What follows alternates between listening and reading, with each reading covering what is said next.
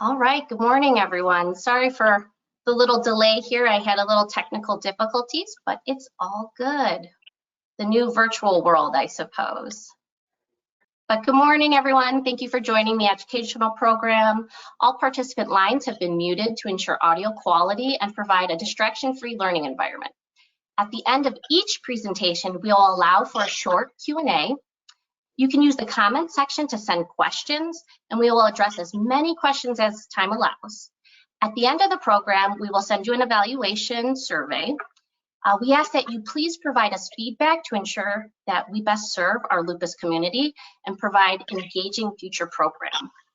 Each participant that completes an evaluation will receive a $10 ePanera gift card, so yay. And I'd like to take a brief moment to give a disclaimer. The Lupus Foundation of America, Greater Ohio chapter does not give medical advice to patients regarding their lupus treatment. Your physician is the best source of information regarding the medical management of your lupus. This program is available for informational and educational purposes only. The content provided by other providers and or professionals within the context of this program is not necessarily the opinion of the Lupus Foundation of America, Greater Ohio chapter. We can now begin the Lupus Foundation of America Greater Ohio chapter's back in session summer virtual lupus summit.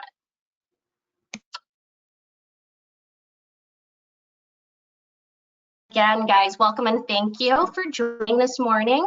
My name is Leslie Viscara-Tierney. I'm the Vice President of Operations and Patient Navigator for the Lupus Foundation of America Greater Ohio chapter. I have been dedicated to the mission for over 21 years. Wow, when I say that out loud, it seems a little odd, but it's been over 21 years. I am a registered nurse and I work hand in hand to help guide lupus patients to find optimal health. And again, I thank you guys for joining this morning and taking the time to just learn more. I'd like to take a moment to recognize our generous sponsors. Funding for this program has been made possible by an earmark from the state of Ohio and managed by the Ohio Department of Health, as well as the Ohio Commission on Minority Health, GSK, Us and Lupus. We could not be able to hold these important programs like this without the pillar organizations that support us. So thank you to each of our generous sponsors for your continued support. These past 2 years have been a little different for the chapter. For example, like how we host our educational summits. We are looking for ways to begin to reconnect in person.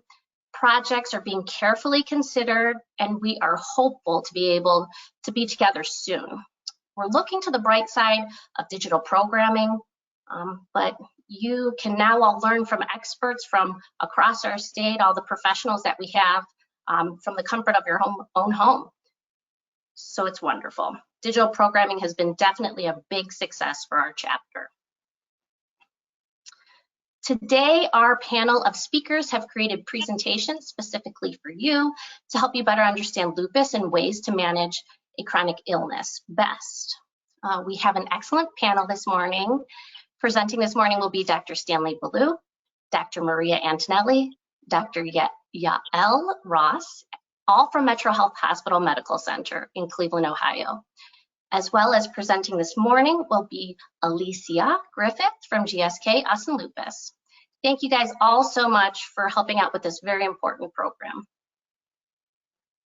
So before we get started with all the presentations, I'd like to switch it up this morning and engage with all of our attendees.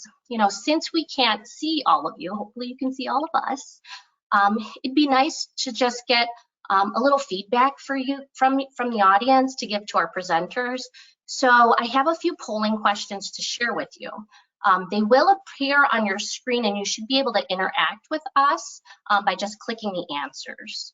So let's give this a go. I haven't done polling, but hopefully we can be successful and have a fun and engaging program this morning. So here we go, the first polling question. And hopefully you guys can all see that. But what is the relationship to this educational program? Are you a newly diagnosed patient, under 5 years being diagnosed? Have you had lupus for a few years now? Over 5 years? Are you supporting a family member and want to learn more? Are you a healthcare provider just looking to further your education? So I'm going to give it just a few minutes or seconds more. I see people are answering, and it's wonderful. And we'll give it to 45 seconds here. Excellent. And let's see if this works. All right, it looks about 55% of our participants here have had lupus for quite a few years, and 27% are newly diagnosed and 12% family members. Hey, family members, thank you guys so much for joining in and supporting lupus patients. It really does take that support system to help support our lupus patients. And then I see 6% are healthcare professionals, so wonderful. All right, second polling question here. Sometimes I worry about the long-term complications of lupus.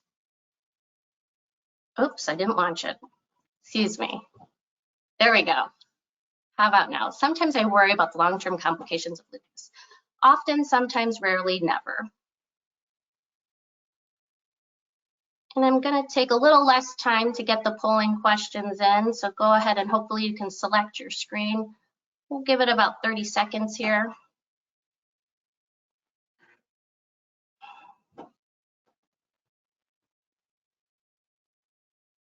And all right, let's see what we got.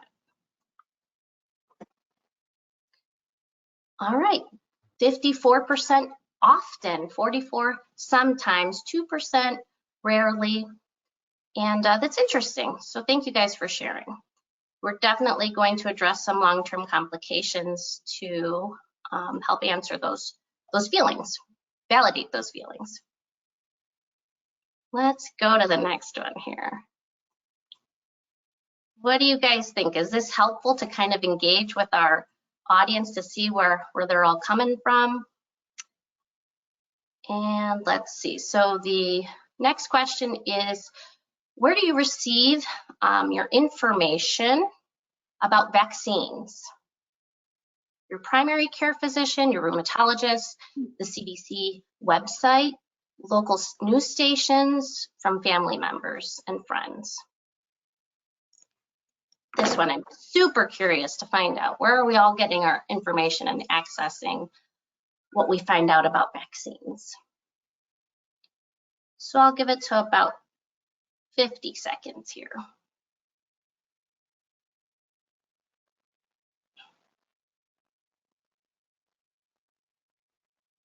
And we're just about to launch our polls. I think this is a great way also for the audience to kind of know where everyone else is coming from too. So excellent, about 35% are really touching base with their rheumatologist and getting their information from them. That's wonderful. 27% the CDC website, 21% their primary physician, local news stations, and family and friends. Thank you guys for sharing. And just a couple more questions here. So how often do you feel anxiety? And it is launched, very good. Often, sometimes, rarely, never. Sometimes hosting these webinars give me a little anxiety. So what do I do with that? Do a little deep breathing at the end. All right, and we'll take maybe 25 seconds here to launch.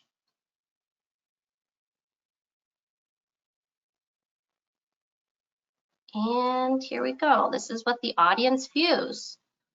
56% often, 40% sometimes, 4% rarely, and 0% never. So we all have anxieties and worries at times. And another question here. Hopefully you can all see, how often do you feel depressed? We are living in definitely a new world and been changing and pivoting rapidly. You know, are the woes of the world just weighing on you? So often, sometimes, rarely, never. Looks like about everyone's answered. Just a couple more seconds. And I'm going to go ahead and share the results. 14% often, 54% sometimes, 32% rarely, and 0 never. Well, good job for the rarely. You know, we have lots of anxieties right now, and learning how to manage it is definitely something we could talk about today. And I think I just have 2 more polling questions, guys. All right, launching here. So how do you feel about your lupus lifestyle? I'm learning ways to better manage. I often get confused or frustrated. I have a good handle. Yeah, keep going. Sorry, it's very small on my screen. But I'll give it a few seconds here. We'll give it 35 seconds. Lupus lifestyle, managing it can be kind of difficult if you don't have the right information. And we're still collecting responses, so I'll give it till 50 seconds.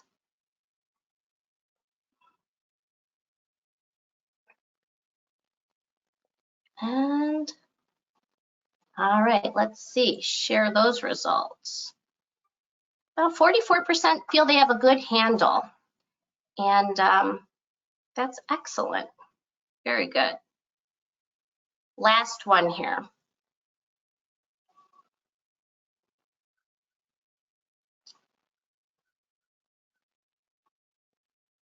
And launch it. A little slow for me, guys. I'm sorry. Hopefully you're enjoying interacting with us. I am hoping, I'm open to learning and welcoming information so I can continue to grow every day. Sorry, guys, it's pretty tiny on my screen. Yes or no? That's an easy one. I feel like this is a trick question. And 100% yes. So very good, guys. Excellent. And that's why we're here all today. So that one's a no-brainer. Very good. All right. So we can get going. And we're going to get started with our presentations now. So we'll let Dr. Blue take the floor here. If you guys just give me a second and have Dr. Blue pop up on screen, and I'll just share presentation with him in just 1 second. Give me a moment, Dr. Blue, and I apologize. There's all these many wonderful functions, and I'm going to send you presenter. You should get a pop-up. Okay. All right. Great, Dr. Blue. So Dr. Stanley Blue is a graduate of the University of Pittsburgh School of Medicine. He did his internal medicine residency, chief medicine residency, and rheumatology fellowship training at Cleveland Metropolitan General Hospital, now Metro Health Medical Center. He was the director of the Division of Rheumatology at Metro Health Medical Center from 1998 to 2009. He was the director of Rheumatology Fellowship Training Program from 2004 to 2016. He is currently the director of Metro Health Medical Center Lupus Clinic, and his topic today is, what are the long-term complications of lupus?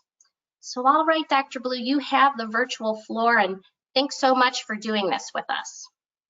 Well, it's my pleasure, Leslie. I assume that you can all hear me. First of all, I have to thank Leslie and her colleagues at the Ohio Lupus Foundation for putting on this symposium annually, which is a terrific event. And I really enjoyed the polling session at the beginning of this. And I was delighted to see that our sophisticated audience got all the questions correct. So, but, and I was happy to see that there's some interest and concerns about long-term complications of lupus, which is what we're going to talk about, hopefully for the next 15 to 20 minutes.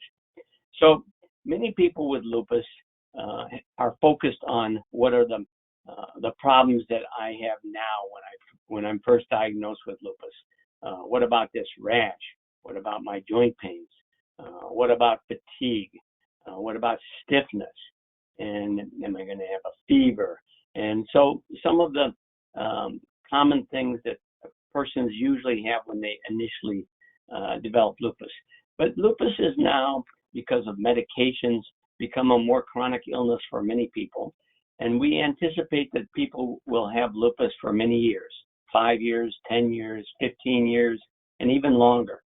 And so it's important for us to consider what are the long-term possibilities that could happen that we should be aware of. And we don't talk about these enough, but we will here today. So I'm going to start at the top of a person and work down and just discuss various complications that I think are of importance to all patients with lupus and to individuals who care for patients with lupus and associate patients with lupus. First of all, starting near the top of the body, here's a beautiful eye, and we're all concerned about our eyes. So what are the concerns that we should have over the long term? Well, everybody has heard about Plaquenil and hydroxychloroquine potentially affecting the retina, which is the back of the eye. I want to assure people first off, and really assure everyone, that this is really a rare complication indeed. We tend not to see any concerns about affecting the eyes unless patients have been on Plaquenil for many years, often 10, 15, even 20 years. It's not something that people develop initially. It does not occur ever during the first 5 years. People, there should be less concerned, and it's a good idea to discuss this with your eye doctor and your rheumatologist. Much more important are a couple of other concerns about the eyes. Much more common is dry eyes. About a third of lupus patients can have dryness of the eyes, which can be sort of intermittent, but it causes itchiness, irritation. Sometimes the eyes get a little bit red. And it's because, of course, lupus patients may fail to make tears. Lupus can affect the glands underneath the skin that produce tears or saliva or the natural oils that we have on our skin. And if lupus affects these glands, then we have dry eyes or dry mouth. This is something one needs to discuss with your eye doctor during an annual visit and determine whether or not you need to use artificial tears or even a prescription eye drop medication to maintain the natural moisture in your eyes. It's also, of course, a good idea to avoid as much as you can dust, smoke, smog, and things of that nature, which can irritate the eyes, particularly in individuals who don't have as much tears as they used to. Finally, and most importantly about the eyes, people who have lupus for a long period of time, say 10 years, 15 years, need to be worried about two other problems, glaucoma and cataracts, both of which are relatively common problems in older individuals and are provoked or promoted by use of prednisone. Now, I know everybody is familiar or has heard about prednisone. One of its unfortunate side effects is that with long-term use, it can lead to glaucoma, which is increased pressure in the eye, or cataracts, and those cause blurry vision. Either of these is an important problem, but they are easily treatable by your ophthalmologist. So there is a reason to see your eye doctor on an annual basis, other than if you are taking Plaquenil, and basically is to determine whether or not you have early signs of glaucoma or cataracts, since they're so easily treated. Now we'll move on a little bit. We'll move down to the lungs. Here's what normal lungs should look like. They're pink, they're spongy, they're moist, and they are, in fact, what enable us to breathe throughout our life. Everybody knows that smoking cigarettes is bad for individuals with lupus and any type of arthritis. It's more likely to provoke lung problems such as pneumonia, more likely to provoke lung cancer eventually, and other lung problems. Most commonly, patients are familiar with pleuritis or pleurisy that can happen in individuals with lupus. This is a cause of chest pain, usually a sharp pain. It can be very fleeting, very transient, come and go, and often not a serious problem, but your doctor is well aware of this as a possibility in lupus and can treat this with any of a number of usually simple medications, often for very short-term treatment. Pneumonia is something we're always concerned about, so we think it's important for all lupus patients to have pneumonia vaccinations, and you'll hear more about that from my colleague, Dr. Antonelli, in a few minutes. Over the longer term, we're more concerned about a newer problem that we see sometimes, unfortunately, called interstitial lung disease. This can occur in lupus patients who've had lupus for usually many years, at least 5 years, sometimes longer, 10 years or so. It's a cause of shortness of breath. People will gradually notice that when they used to be able to go up and down a flight of stairs, now when they go up and down a flight of stairs, they feel a little winded, a little short of breath, when they didn't used to feel that way. And they say, well, it's because I'm getting older. I'm aging. That's partly true, but it is also true that long-term inflammation of the lungs can produce this condition, which is a long-term inflammation problem. This is easily diagnosed by your primary physician or your rheumatologist when they order pulmonary function test, a relatively simple test done by a pulmonary doctor where you blow into a tube and it tests the strength of your lungs. Any lupus patient who thinks that they're getting more shorter breath, this is usually a gradual thing, should discuss this issue with your primary physician or your rheumatologist, either one, who will then order this breathing test to see if your lungs are as strong as they should be for your age. If they are, then you're in great shape and you don't need to have the test done for several years. If it shows some abnormality, again, we have treatment available to prevent further decline in your lung capacity. So it's well worth, if you have a sign of shortness of breath, to discuss it with your physician so you can investigate this issue. Right next to the lungs, of course, is this important organ. All of us recognize the heart. It's about the size of your hand. And we know that the heart has become more important in patients with lupus who have heart disease more than 6 times more frequently than individuals of the same age who do not have lupus. This has become apparent within the past few years. Most physicians are aware of this, and it is important for patients to be aware of this, and to, if they develop shortness of breath or chest pain, mention this to your doctor, because investigating the heart function can be important. How do we do this? We control our blood pressure. We get an annual measurement of our cholesterol. We realize the importance of eating properly and using proper exercise. And for most of us, it's 3 to 5 days per week of about 30 minutes of exercise. It doesn't have to be vigorous exercise. It can be walking, a treadmill, some water exercises, some yoga, but it's something that one should do 3 to 5 days per week for 30 minutes or so.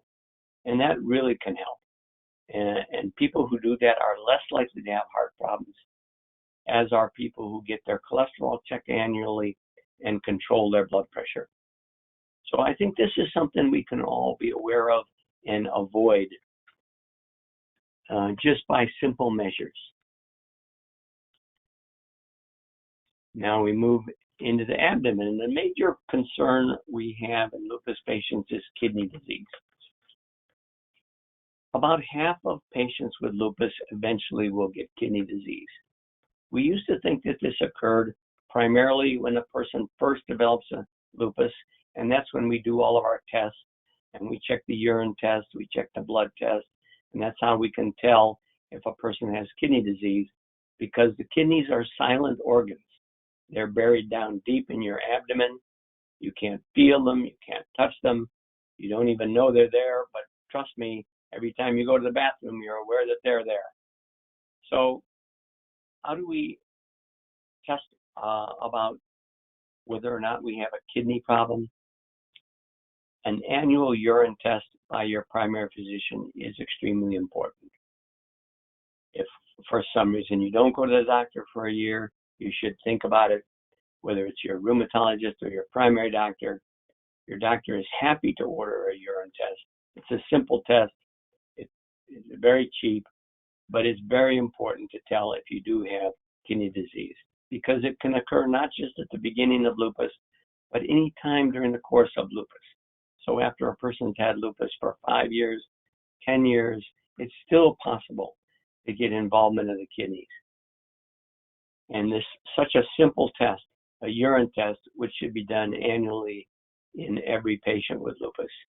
My colleagues all understand this, and we're more than happy to order this simple test. If one does have an abnormality of their urine, or even if they don't, controlling blood pressure can be very important for protecting the kidneys. The kidneys don't like to have high blood pressure because all the blood in your body flows through the kidneys. So if you control your blood pressure, you're going to have long-term relationship with your kidneys that will be very satisfactory, and they'll sit there and be silent and not cause you problems. Let's move on to another important aspect of lupus, how lupus affects the bones. And this is not just lupus, but all people begin to develop osteoporosis with aging. Here's a figure of 3 women, the first age 50, then age 70, and then age 90. And you can see, I hope, on the screen that some of these vertebral bodies that make up our spine are turned a little bit red in this picture. What that means is they begin to collapse a little bit. So they're like little blocks, they're square, but with aging in all humans, they tend to scrunch down a little bit. And as they scrunch down, it affects our appearance. All of you are familiar with seeing individuals who look like this at certain ages. Well, can we prevent this so that all 70, 80, and 90-year-olds are standing up straight, just like the 50-year-old woman there? Maybe we can, but we need to pay attention to our bones. And so how can we do this? First and most important, throughout life, after age 30, when all humans achieve their maximum bone density, we need to pay attention to calcium intake and vitamin D intake. This is important for all women and men older than age 30, but in women particularly within a few years after the menopause, when they lose estrogens, which are generally protective against osteoporosis. So calcium and vitamin D are obtained mostly from dairy foods. It's always good to eat fruits and vegetables. The so-called Mediterranean diet is very possible. But sadly, fruits and vegetables, although they have many good constituents that protect our health, they don't have much calcium and they don't have much vitamin D. So we get calcium and vitamin D from milk, ice cream, cheese, and yogurt. It is currently recommended, and I do recommend, and your primary physician does recommend, that all women have 2 to 3 dairy servings per day. Dairy serving is a cup of milk, a dish of ice cream, a cheese sandwich, or a yogurt. If you have 2 to 3 of those a day, then you're doing well. If you're not, then you should think about talking about a vitamin D supplement and a calcium supplement with your primary physician. We can test for osteoporosis, and I think everybody knows that by now. The bone density test, which we also call the DEXA scan, is a very simple, painless test doesn't use x-rays, uses ultrasound waves, which are harmless, and it's a test that's going to be done in about 10 minutes in many centers in various hospitals all over the place. The bone density test will test and tell you using these ultrasound waves the strength of your bones. It is a test of such importance that the Medicare and the government have recommended that all women age 65 should consider having a bone density test, and to assure that your T-score is higher than minus 2.5. You can ask your doctor what your T-score is. They'll be happy to tell you. If it's better than minus 2.5, then you don't have too much of a concern. If it's minus 2.5 or less, then it's time to discuss treatment with your doctor, because numerous treatments are available. In women with lupus particularly, it may be important to get the bone density test earlier than age 65, because many women with lupus unfortunately do take, at least at some point in time, prednisone, which lowers the bone density and decreases bone strength. If you, as a lupus patient, have had a long-term exposure to prednisone, it's very important to get a bone density test at an earlier age, 60, or even in your 50s, maybe even at the time of menopause. So one of the reasons we try to keep the dose of prednisone low is so we can avoid bone density testing at a young age and detection of osteoporosis. However, it is important to note that we have many newer types of treatment available for osteoporosis. Your doctor knows about these. Some of them are oral agents, pills, taken once a week or even once a month. We have newer medications that are administered as injections. Very simple, very easy, often quite safe, and your doctor is quite familiar with these. Either your primary doctor or your rheumatologist will be quite familiar with these. And so because we have treatment available, it's good for all persons, men and women, to be aware that this is a concern that can happen with aging, and particularly if we take prednisone or have a lot of inflammation during the course of our growing years, which itself can also cause premature osteoporosis. So I'm going to finish now. I think I hopefully have a little time for any questions, and if so, I'd be happy to try and address them. Yes, we have many questions coming in, Dr. Blue. Thank you, guys. You can use your comment section. That was wonderful. Thank you for your presentation. We really appreciate it, but I could see them rolling in as you were speaking. So that was kind of cool for us to see. I'm going to go ahead and grab the computer screen and make me presenter again. One moment. There we go. All right, so let's see here. Questions that are coming up. This one's more on medication, but I think you can handle it, Dr. Blue. My PCP wants to add Lyrica to my regimen. I'm already on Cymbalta and Plaquenil. Is this trio of medication safe? Plaquenil and Lyrica and Cymbalta. And Cymbalta? Yes, sir. It is safe. Lyrica is a medication that can help with pain. It can help with a condition called fibromyalgia, which sometimes happens in people with lupus. It's a relatively safe medication. It usually started at a low dose to be certain that a person doesn't have side effects, but it is commonly used along with Cymbalta and can provide some additional relief for pain. I wish it could help fatigue, but it doesn't seem to very much. But for pain, it can be an effective choice. Thanks, Dr. Blue. And I'm just searching through here. Okay, How common is ILD in lupus patients? I've had it and they make it seem like it's not common in lupus, but more common in scleroderma and, oops, sorry, it went away, MCTD. And I'm not sure what those initials are standing for. Okay. So good They thing you're stand here, for Dr. Blue. They stand for mixed connective tissue disease, which is an unusual condition, but it's a cousin of lupus. It's a cousin of scleroderma. ILD, I briefly mentioned, can occur in all three of these conditions. It's less common in lupus, fortunately, because it can be a serious problem and often does require treatment with powerful medication, which, however, is somewhat effective.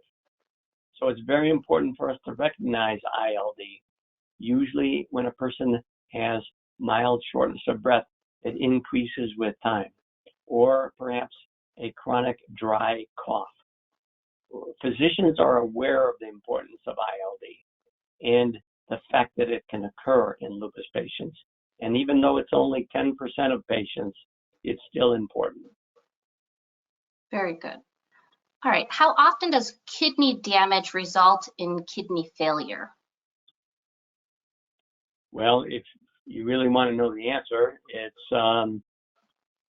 about 5% of lupus patients could eventually develop kidney failure from kidney damage.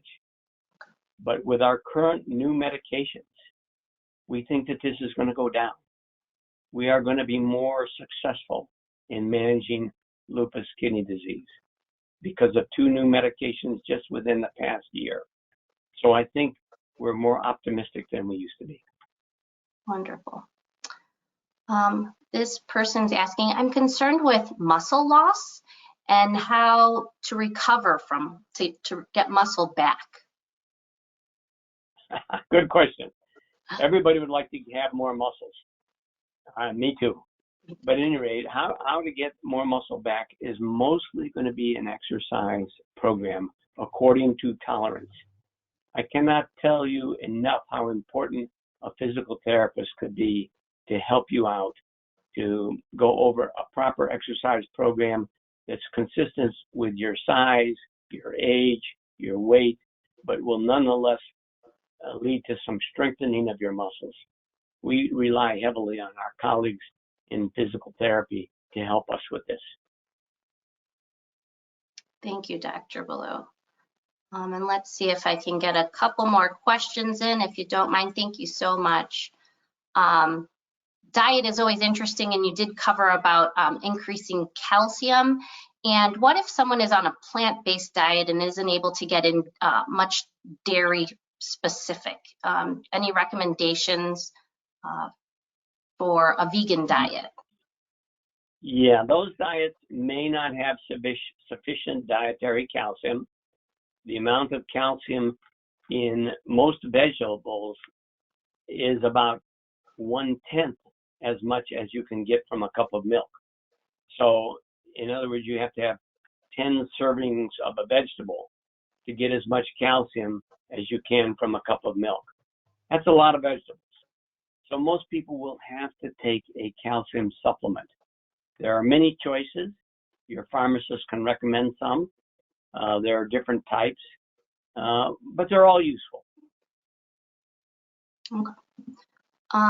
And just maybe 2 more questions here, and we'll go on to the next. I know Metro Health Hospital did a big clinical study on the effects of Plaquenil, and this person's voicing some concerns. My daughter has been on low dose of, prednisone, not Plaquenil, low dose of prednisone for 8 years from the age of 15 when she was diagnosed. We are worried.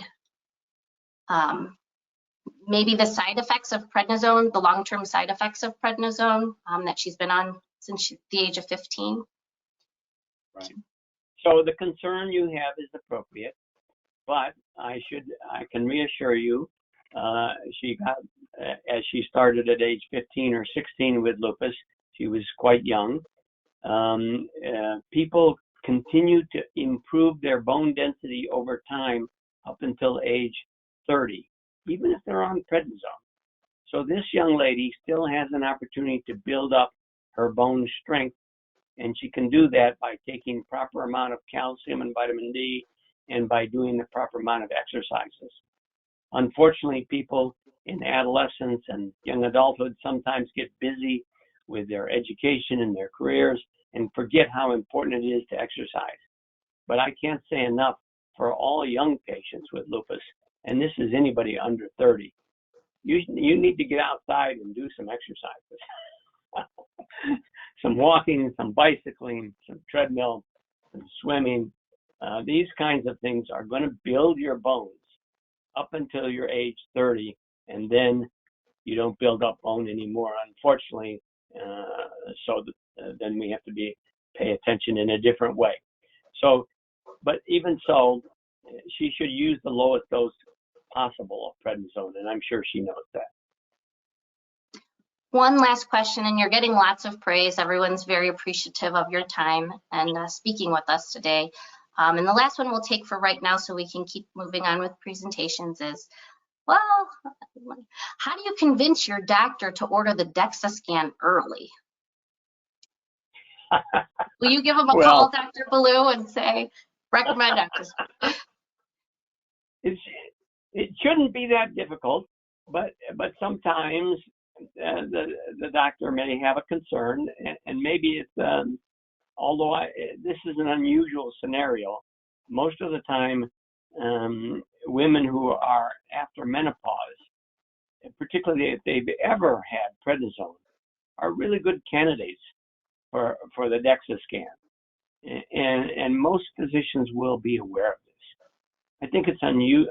I'm not too familiar with this scenario of a doctor being reluctant to order such a simple test, particularly if a woman is postmenopausal and they have had exposure to prednisone.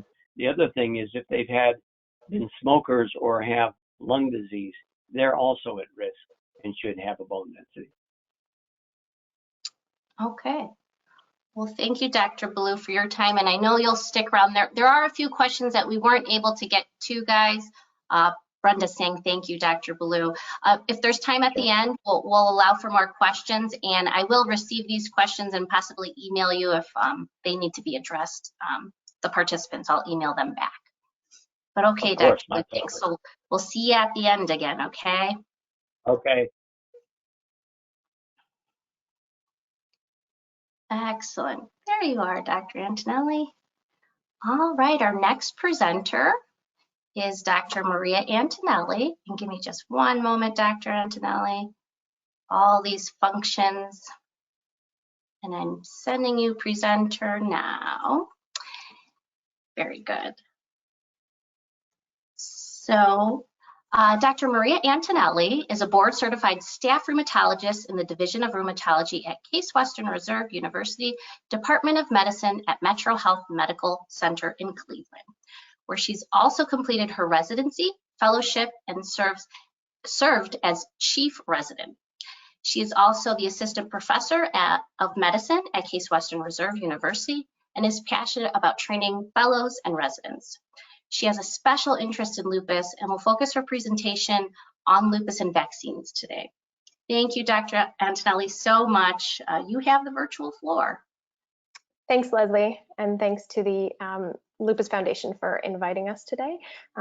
This is one topic that is really near and dear to my heart. For those of you who participated last year, I did talk on the same topic, but what we're going to do today is to focus maybe the first half on kind of a condensed version of last year. Remember, repetition is the mother of learning, so that way we can hopefully get that info into our brains. And then the second half, we're going to focus more on particularly the COVID vaccine, which I know is a hot topic for everyone these days. So just to start off, why are vaccines important, particularly in lupus patients? Remember that lupus is the condition that affects the immune system, which is meant to fight off infections. And persons with lupus have a higher risk of infections, and that's for several reasons, in particular because of the lupus itself, as well as because several of the medications that we use to treat lupus, including things like prednisone and other immunosuppressants, can cause that higher risk. One important point to remember is that infections can cause flares of lupus, and since vaccines prevent those contagious infectious diseases, it's important to remember that vaccines play an important role in preventing overall lupus disease activity and flares. So the basics of vaccines, what are these things? This is basically the idea is that a vaccine is given to provide immunity or protection from a contagious infectious disease. And what I mean by infectious disease, I mean things that are both viral or bacterial. And the way the vaccine is done is that a piece of that infectious disease, something like a dead or inactivated form, a piece like a protein, for example, or an attenuated or altered live version of that germ is used in a variety of substances to expose the human body to that organism and gain immune response or protection. The thought is that the body will stimulate a response and produce antibodies, which is part of our immune system, to fight off the organism if there is post-vaccination exposure. It's important to remember that no vaccine is 100% effective, but even partial protection is better than no protection. Some vaccines have blood tests to confirm prior vaccination. So for example, the hepatitis B vaccine or the measles, rubella, these sort of things, we can do blood tests to show that you've had them before and that you still have adequate protection. But there are others, for example, the flu shot, where we don't have a proper blood test where we can evaluate that. So it's important to keep good records of your prior immunizations. There is something called a vaccine schedule that the CDC, the Centers for Disease Control, makes based for all persons, based on age, travel plans, immune system, occupation, things like comorbidities, for example, cancers, diabetes, lung disease. However, it's important that we understand that there's no special vaccine schedule for patients with lupus. And so this would be decided on an individual basis. It is important that all adults are recommended to have the yearly flu shot or flu vaccine, as well as the each decade tetanus diphtheria vaccine.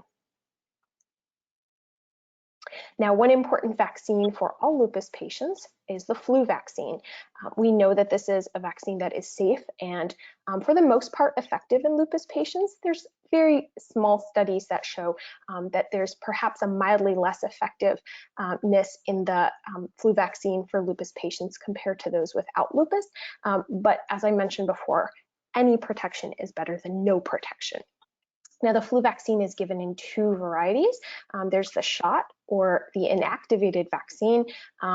The other version is the nasal spray, which is the live vaccine. And that one is the one that is very rarely given and should not be given to most lupus patients for the risk of side effects. It's actually very rare that a person would have a true allergy to the flu vaccine, and that would really only be if a person had a prior neurological complication with the flu vaccine, something called Guillain-Barré syndrome. In the past, it's been thought that persons who had an egg allergy should not receive the flu vaccine, but there are newer versions of the flu vaccine have been developed without egg protein exposure. And so from what I had been reading, that is no longer considered a reason not to get a flu vaccine.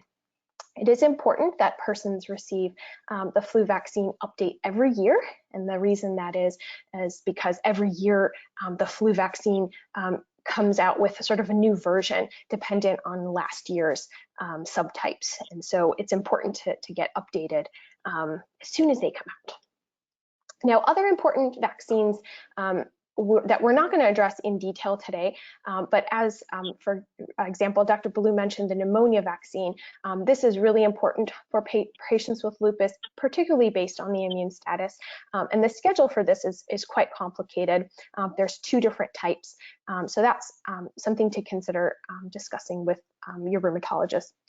The other vaccines are the HPV or human papillomavirus vaccine, particularly in young adults. And this is really important because this virus, there's evidence that lupus patients don't clear this virus very well, and this virus has been associated with several types of cancer.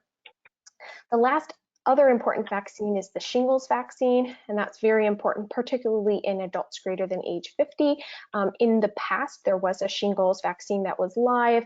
They're no longer manufacturing that, and so the current vaccine that's out there is an inactivated vaccine, and so that's safe for lupus patients. Now, a couple of really important generalized ideas about vaccines before we move on to the COVID vaccine are vaccines in the setting of high immunosuppression. And so what do we mean by this? We mean by patients who are taking biologics, for example, rituximab or belimumab, as well as high-dose steroids. And this is a little debatable, whether it's 10 milligrams, 20 milligrams.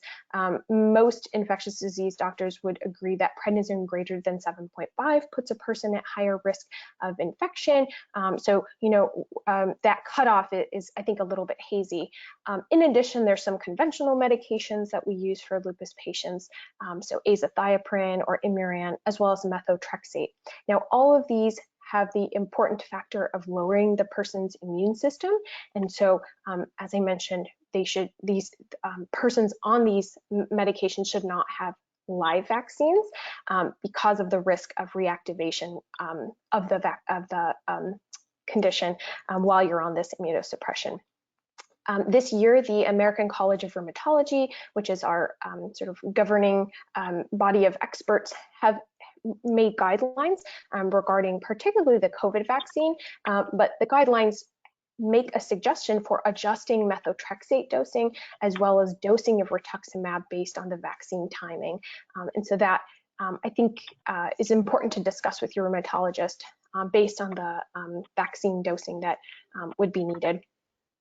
Now, one important question that a lot of patients will ask is, do the vaccines cause flares of lupus? And the good news is, for the most part, most research indicates that inactivated or dead vaccines like the flu, pneumonia, and tetanus vaccines do not cause an increase in lupus activity. There are some small case reports out there, but for the most part, it's not common that vaccines should cause an uptick in lupus activity. Another important take-home point is the best recommendations from the experts are to vaccinate when lupus disease activity is very low or in remission, and not when lupus is active. The thought here is that if the immune system is very busy doing things to the body, as if the lupus is active, the immune system won't do the right thing, protecting the body and responding to that vaccine.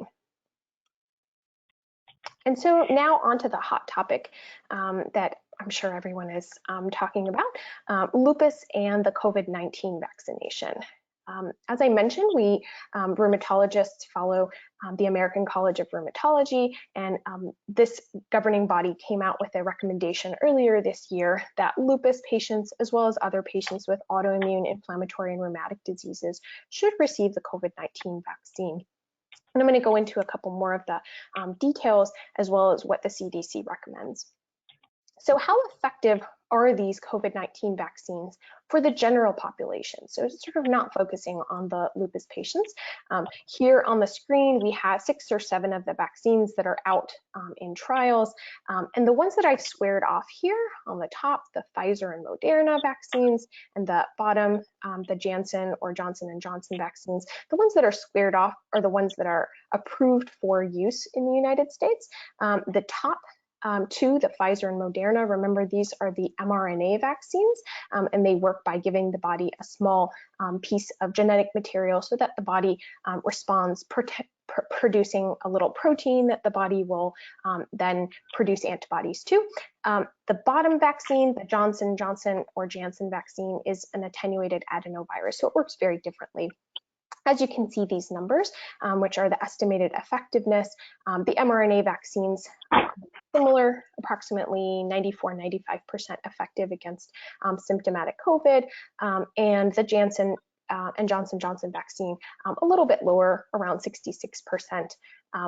Now, the top one, the Pfizer, if everyone is aware, this is the one that is recently approved in the last month for full FDA approval. The other two, the Moderna and the Janssen, have been approved for what's called emergency use authorization.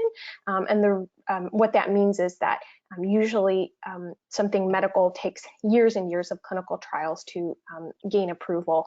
And it's just that Pfizer has had enough data at this point for full approval, and it's possible in the future that the other two will gain full approval.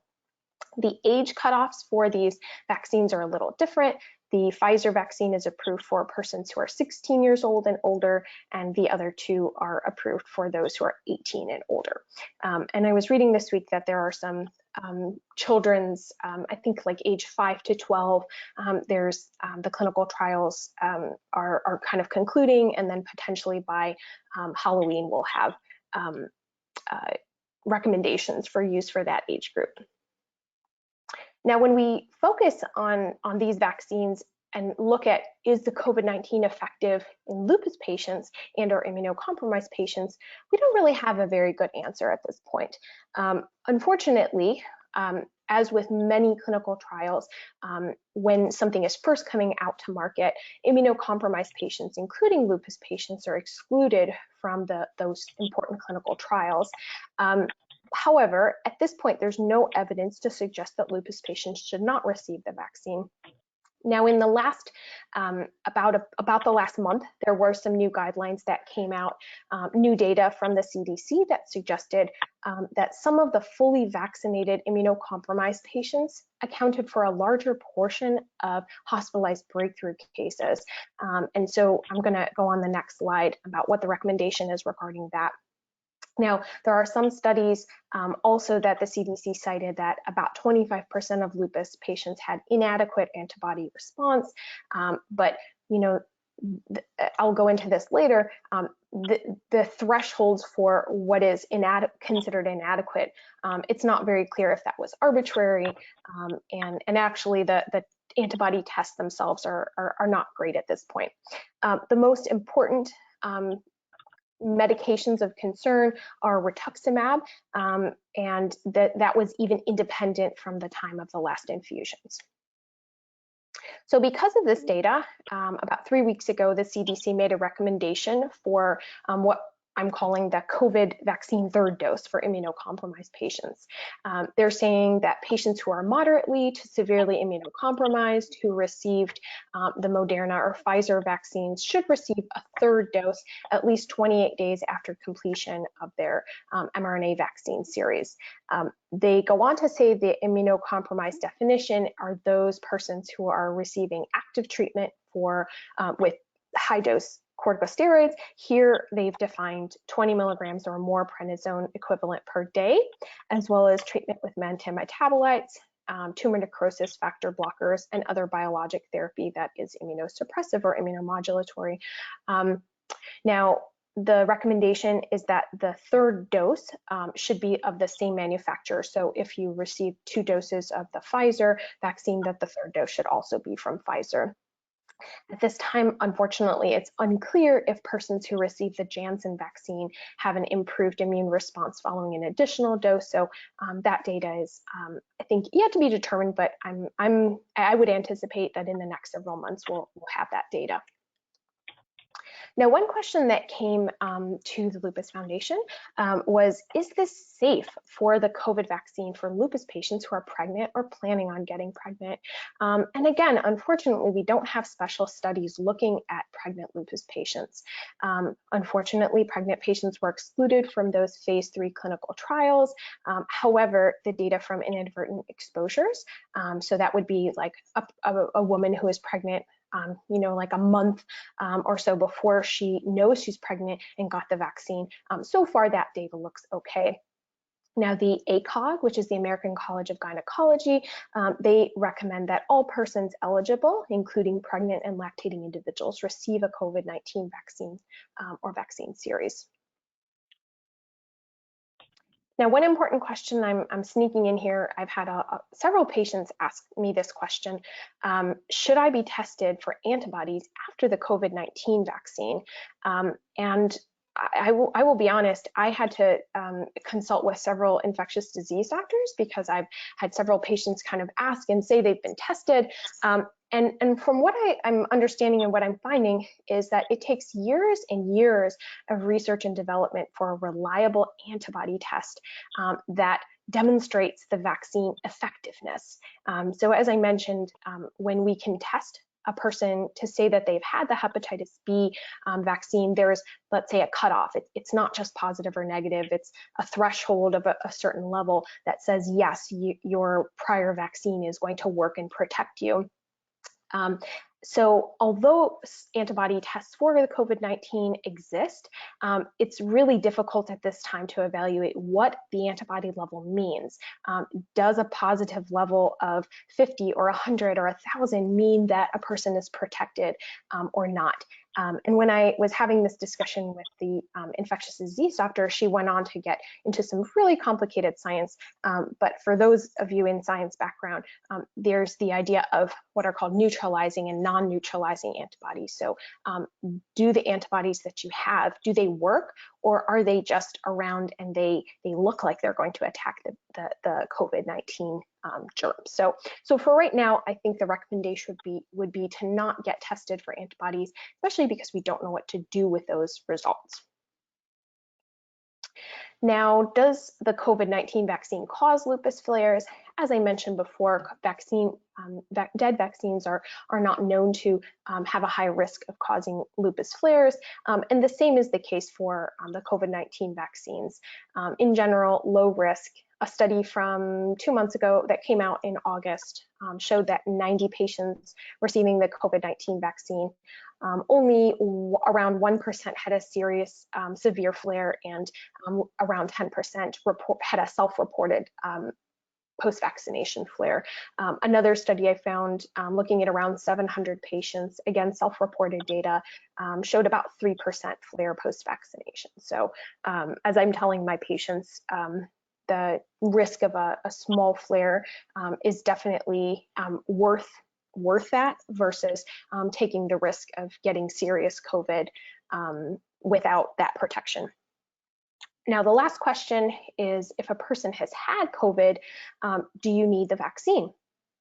And the thought here is that after natural COVID-19 infection, there's some immune system protection, but the early studies are suggesting that this is not very long lasting. So in general, the rule of thumb that's coming from the experts is that a person should get the vaccine even if they've already had a natural COVID-19 infection.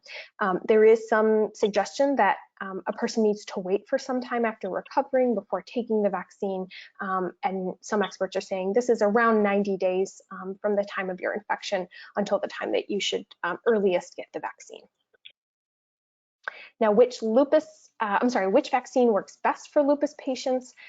There's basically no evidence at this time that one works better. The ACR, the American College of Rheumatology, recommendation is that patients should receive whichever vaccine is available to them. But again, as I mentioned, if a person receives that mRNA vaccine, the 2-dose series, the 3rd dose should be of the same manufacturer. But if you receive the Johnson & Johnson vaccine, a 2nd dose at this time is not needed. Now, if everyone's not aware, the Lupus Foundation has a really nice place on their website that lists participation in investigator-initiated trials, and there's 2 out there that I wanted to put a plug for if anyone was interested. The first one is a survey for lupus patients and their thoughts on COVID-19. And so for any of the lupus patients out there today in the audience, this would be a great way for you to help science. It's a quick little survey from the website. Maybe we can have Leslie send it out. And then the second one is actually a lupus vaccine antibody study. And so there's an email from the website, and I don't know if it's like in a particular place geographically, but if anyone is interested, that website has more information. So take-home points before we move on to questions. Remember, vaccines play a really important role in health in lupus patients by preventing infections. Most vaccines are safe in lupus, specifically the flu, pneumonia vaccine, and COVID-19 vaccine.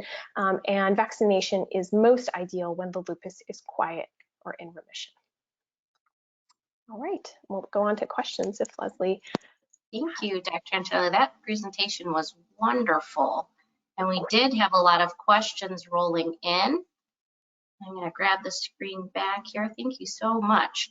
And yes, the link that appeared there, I'm happy to forward that out to anyone, and possibly in the follow-up emails that we send out if anyone's interested.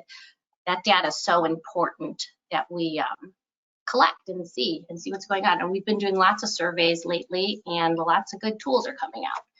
So, okay, I think we're going to start from the beginning. So we got a lot of questions about the human papillomavirus, and well, actually this one's a little different. Can you discuss how autoimmune disease relates to immune deficiency? All right, so immune deficiencies are conditions where the person is missing a piece of their immune system. And so there's many different puzzle pieces that sort of create a proper immune system. And so persons with immune deficiencies are at risk for developing lupus and other types of autoimmune conditions.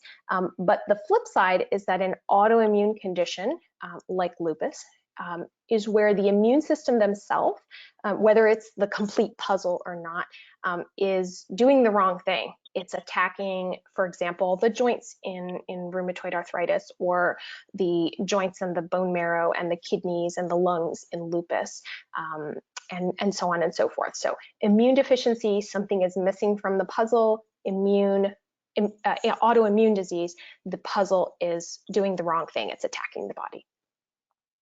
Thank you for that explanation. Very good.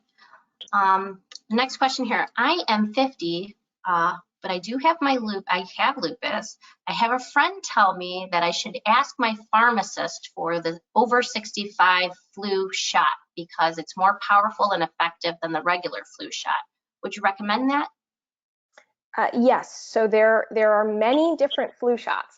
I simplified the data here, but there are different strengths. There's what's called the high dose flu vaccine, and that is recommended for elderly persons beyond age 65. Now, as far as recommending it for a person who's 50 with lupus, I believe that's where we should have you discuss with your rheumatologist, because I'm not exactly sure if that is across the board recommended for all lupus patients or only those on high immunosuppression. So it may come down to what kind of medications that this person is on. Absolutely, lots of outstanding factors. So, okay, is there a value in getting the HPV vaccine when you're over the age of 50? Okay, so this is tricky. So HPV is technically it's a sexually transmitted disease that is extremely prevalent, from what the gynecologists say.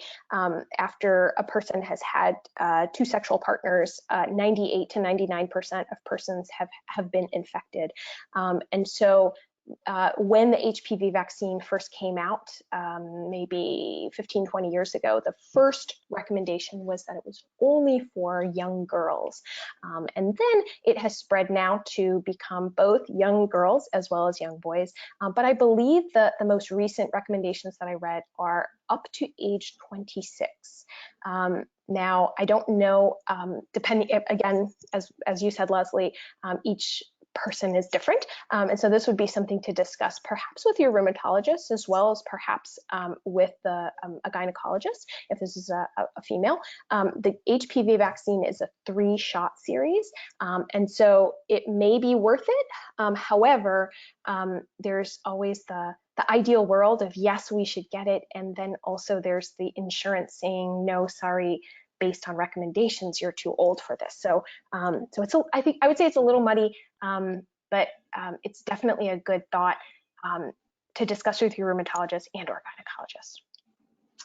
Couple more HPV questions. So this one is, how safe and effective was the original Gardasil vaccine? I got it when it first came out about 15 years ago, and I'm having gynecological issues now that may be from HPV. So the original vaccine. Yeah, so the original vaccine. So from what I recall, I will be very honest, I did not do a whole lot of research into the different subtypes. There are, if I remember, at least 2 different HPV vaccines out there. And so I do not know the difference in effectiveness from the original Gardasil and the newer one that's out now. Again, probably a discussion with the gynecologist to see if an update can be done. I'm not entirely sure that there's a blood test for this vaccine out there as well. Yeah. So as far as the original one, there's a lot more data to look into. So definitely I see that. Okay, I thought HPV shot was for so that you could prevent STDs. Hold on. I thought the shot was needed so that you do not get HPV. Is it from an issue not related to STDs? So HPV is sort of a quiet STD. It doesn't produce anything like gonorrhea, chlamydia, genital herpes, where there's an outward sign. HPV is something that can cause what's called cervicitis, or maybe a minor inflammation of the cervix. And when that HPV virus kind of goes into the female organs as well as the male organs, as well as mouth and throat, that vaccine can, or that little virus can actually turn into inflammation, and inflammation can always turn into cancer. And so the vaccine itself is not necessarily to prevent STDs per se, it's to prevent that person from harboring that inflammation from the HPV inflammation, which can subsequently turn into cancer. The hope is that with more and more HPV vaccination, that we can eradicate this virus that is basically the cause of so much cervical cancer, rectal, anal, genital cancers, and head and neck cancers as well. Wow. Big loop there, right? Yeah. Exactly. Wow. Okay, I didn't have symptoms with either dose of the Pfizer vaccine. Does that mean that I'm inadequately immunized? Leslie, was the question, I did not have symptoms? Did not. Okay. Yes, I did not have symptoms, which is cool. That's nice, yeah, right? That's good. Exactly. You're right. That's a good, I guess that's a good concern. I think everyone who's been having side effects, meaning kind of feeling yucky or fevers or kind of feeling under the weather after the vaccine, we've been kind of telling people that's good, that's your immune system working. But I don't think that there's any data out there to suggest that if you don't have any side effects, that you're any less protected from the vaccine. I would say that you're lucky, and that's good. Now, that doesn't mean to say that if you're going to get a booster or a 3rd shot, that there's not going to be side effects down the line. So, well, hey, good for you for not getting vaccinated and not getting any side effects. So awesome. Just a couple more questions. These are really good questions, you guys. So thank you so much. I had the pneumonia vaccine 5 years ago, and I am under 65. Do I need a booster? And if so, when? Okay, so this is an extremely complicated question. There are, as I kind of mentioned, there's 2 different pneumonia vaccines. One is called the pneumonia 23 vaccine, and one is called the pneumonia 13 vaccine. So it depends on which pneumonia vaccine you got, but there's always a booster after age 65. So if the original pneumonia vaccine was only one of the subtypes, then the idea would be to get the other one, which I think most likely would be the pneumonia 13, and then to get a booster of the 23 beyond at age 65. And that's for the general population. But like I said, pneumonia vaccination is extremely complicated. It depends on if a person has lung disease, is considered immunocompromised, has a cochlear implant. There's a lot of factors. So that one, there's a very nice little table that even I get kind of confused about, that's on the CDC website. So that's one for sure to ask your rheumatologist about. Even the primary doctors will generally just recommend the baseline immunization for everybody, which is just the one after 65. So here, if this is a person with lupus, consult your rheumatologist. We definitely appreciate you giving your input, but definitely following up with your rheumatologist is the best, because they really know your history, your medication, and all that. Two more questions here. How many weeks following the flu shot should you get your COVID booster shot? Okay, so this is tricky. Now when people are throwing around the word COVID booster, that is something that has not been officially recommended. So what I talked about today was the COVID third dose for immunocompromised persons. But when we're using the word COVID booster, Anthony Fauci and the CDC are kind of hinting that there's going to be a recommendation coming out that there's a booster, so kind of something that helps boost the immune system approximately 8 months after the original vaccine. And to make it even more complicated, from what I'm hearing, the Pfizer at least is saying that they're going to be developing a booster plus flu vaccine. So you'll get 2 for 1. You'll get a shot that gives you both the Pfizer booster as well as the flu shot. And the hope is that people will be excited and get it rather than having to go twice. And so I'll just say, like, for example, I got my flu shot this week, and it dawned on me, oh shoot, if they're going to be giving out the booster and that's going to have the flu shot, like, am I going to be taking away from someone else's shot? So the rule of thumb is that you should probably wait 2 weeks after any vaccine to get the next vaccine, particularly with this COVID vaccination where we sort of don't know a lot of data. But if it's that combined booster plus flu and they're giving them out together, then it's probably okay. So again, consult your rheumatologist or primary care doctor. Well, I didn't know they were combining, so I have my annual coming up too. I might just wait for the booster as well when all that stuff comes out. So thank you for that. Okay, one final question, and then I'm sorry if I didn't get to your question. If there's time at the end, we will do it. This person's saying, I had the MMR shot back in 1968 when there was one effective shot and one ineffective shot. Who should conduct the titer test, my PCP or rheumatologist, and is it worth it? Okay, so MMR is measles, mumps, rubella. And so this is one that for sure you can get, I think, rubella and measles titers, which are the blood test. I don't know about mumps. This is one where we have a really good blood test for this. And so this is very easy. If you ask your rheumatologist, you ask your primary doctor, the answer is going to be the same. The real question here is, what are we going to do about it? Okay. And I'm all for more information is better, but sometimes more information can make it more complicated. If this is a person who's on a lot of immunosuppression, if your titers are lower, getting an MMR, which is a live vaccine, may be complicated, right?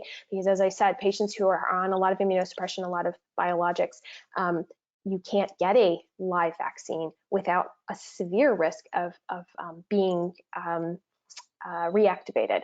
So if that's not the case, it may be worth it, particularly because, not particularly in this area in the Northeast Ohio, but we have been seeing measles outbreaks in places like Minnesota, and I think there was an outbreak in New York, particularly in communities where there's parents who are not vaccinating their children, and so measles is kind of around, and so sort of the two scenarios. If this is a person who's on a lot of immunosuppression and MMR booster is probably not ideal, it would potentially be ideal to know in order to vaccinate your close close family and friends to recommend to them to protect yourself. But then also the flip side, if this person is not very immunosuppressed, then to potentially get a booster if that's possible. And that could be done by either the rheumatologist or probably in conjunction with the primary doctor, again, depending on how complicated, how complex the lupus case is. It is complicated because each individual person's so unique, you know, Right. and Right. very, very interesting. I really appreciate your time, Dr. Antonelli. I think the conversation between our audience has been wonderful, really great questions, and I'm glad that they've all joined to listen to you speak. So great talk. Thanks for having me. Thanks, Dr. Antonelli. All right, we're gonna keep digging in, and maybe you can jump back on at the end here. Hopefully time allows. And so I'm switching gears, and hey there, Dr. Ross, give me just one moment. You know, all these settings are so special for me, but we'll get it together. Okay, And show my... all right. So sorry. I always mess up names, and it is my own phobia, but Dr. Yael Ross is a senior rheumatology fellow at Case Western Reserve University at Metro Health Medical Center in Cleveland. She's completed her medical school at Ross University School of Medicine and her chief residency at University of Illinois Carle Foundation Hospital. She has several publications to her credit, and as well as posters and oral presentations. And we welcome you, Dr. Ross. Thanks so much for taking the time to be with us. I greatly appreciate the opportunity, and thank you so much to you and Lupus Foundation for allowing me to be here today, and to Dr. Blue and Dr. Antonelli as well for the opportunity. And this is a talk about managing anxiety and depression in lupus, and this is something I think that is very important, especially given kind of the poll questions that were asked earlier. It seems that some of you, actually the majority, sometimes suffer from anxiety and depression. So hopefully this talk will help you to learn some tools to manage those things. So the goals for this talk are to understand that it is okay to feel overwhelmed, anxious, and depressed at times.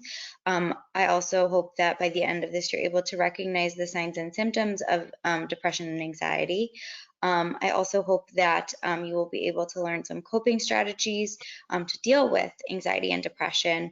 And I have some resources that I list both kind of throughout the talk and as well as at the end of the talk, things that are available to help you with these problems. So I think Anxiety Girl lives within all of us. She has the ability to jump to the worst conclusion in a single bound. And I think we've all been there, especially I know that she lives inside me for sure. So I see that some of you are actually, I think the majority of you had lupus for more than 5 years, but some of you had for less than 5 years. So if you have a new diagnosis or an established diagnosis of lupus, it can definitely be stressful. So obviously breathing is going to be the most important thing. Obviously doing your research is very important on things like vaccines, things like complications, long-term effects of lupus, doing your research on kind of these wonderful websites that we have like lupus.org and rheumatology.org are wonderful, because sometimes there is some misinformation out there that we get from people, and so it's important to get that information from credible sources, and obviously asking questions. That's why Dr. Antonelli, Dr. Blue, and I are happy to be here today. We are obviously happy to answer questions, and I know your personal rheumatologist as well, if you have questions, is happy to answer them. And that's kind of what we're here for, is to help you through your questions and with your diagnosis of lupus. So why is it important to recognize anxiety and depression?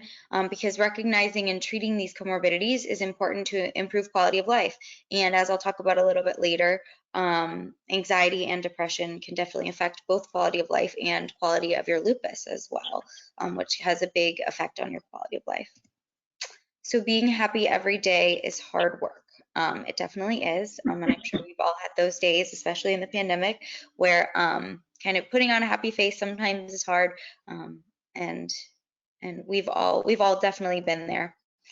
So lupus is actually one of the chronic illnesses where up to 60% of people with chronic illnesses can experience clinical depression. So they definitely go hand in hand. And lupus specifically, the prevalence of major depression is about 24% amongst lupus patients.